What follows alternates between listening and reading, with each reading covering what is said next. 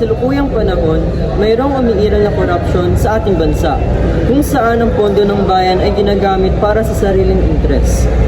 Imbis na ginagamit nila sa tamang paraan, ito ay napupunta sa wala. Dahil dito, lahat ng mamamayan ng Pilipinas ay nakakaramdam ng galit at inis sa mga politikong kabilang dito. Ano nangyari sa ating bansa?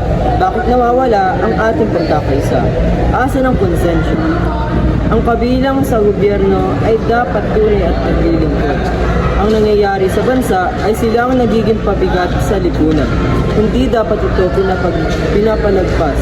Dapat lang tayong magalit, magsalita, matungkol sa katotohanan sa mga nangyayari sa bansa. Dapat tayong mamulat at hindi nagbubulag-bulagan. Ang politika ay para sa mamamayan, hindi dapat sasakiman ng tao. Ang good governance ay makakatulong sa pag-unlad ng isang bansa. Makakatulong din pag ang mga binoboto ng mga mamamayan ay may magandang intensyon at tapat sila sa kanilang mga gawain o mga pinaplano ng mga project. Bilang isang estudyante at mamamayang nakakaranas rin ng paghihirap dahil sa korupsyon na nangyayari sa ating bansa at dahil na rin sa personal na interes ng bawat nasa upuan ay siyang nagdudulot ng mas lalong paglaki ng kahirapan sa bansa. Ngunit sa huli ay nailalabas rin ang katotohanan at lumalantad ito. Gaya na lamang ng ginawa ng Panday na niloko ang hari at hinaluan ng ibang materyales o mineral ang koronang ginawa para sa hari.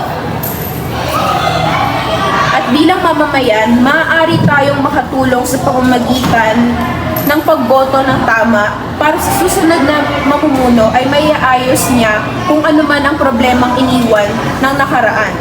At sumunod, sa simpleng pagiging maalam sa kung ano ang karapatan natin bilang mga mamamayan ay siyang makakatulong upang wala ng karapatan pang maapakan ng kung sino mang namumuno.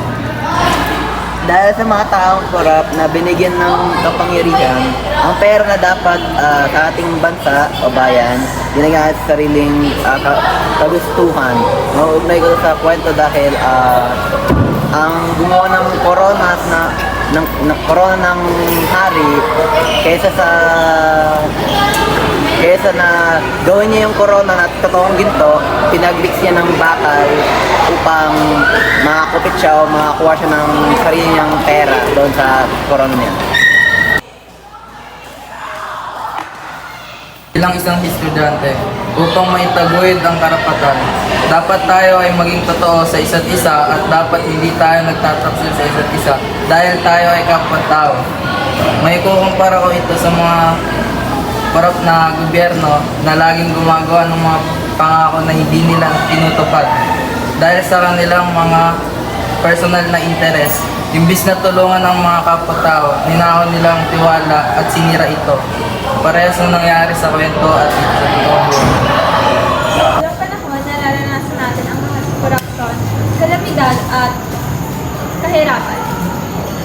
Dahil dito, ang problema ng bansa ay patuloy na lumilipas at lumalaki. Ang kalamidad mismo ang nagbubunyag ng kasakiman, kasinungalingan at kabahuan ng pagkatao ng mga korap na gobyerno. Ang Pilipinas ay hindi pinagtutuunan ng pansin at patuloy na sinasayang ang mga Pilipino dahil alam at nakikita nila na kahit anong hirap ang dumaan ay nalalampasan ng mga Pilipino. Ito. Ngunit hindi nila nakikita ang bawat paghihirap, sakripisyo at luksa ng bawat Pilipino sa kahirapan na hinaharap. May pag-asa pa para sa pagbabago kung tayo ay magtutulungan at kung tayo ay may malawak na pag-iisip pagdating sa pagpili ng mga mamamahala sa ating bansa at tayo ay magtutulungan, magkakaroon tayo ng magandang kinabukasan. Nakakalungkot lang isipin ng mga taxes na binabayad ng mga mamamayan ay kinukurakot namin ng mga politiko. Nang dahil sa pangungurakot, marami ang mga lugar na binabaha dahil sa hindi nila pinagawa yung flood control at naghihirap na ang Pilipinas dahil yung mga nilalako ng mga politiko ay imbis na ipagawa yung mga projects is bumibili na lang sila ng mga pansariling interes.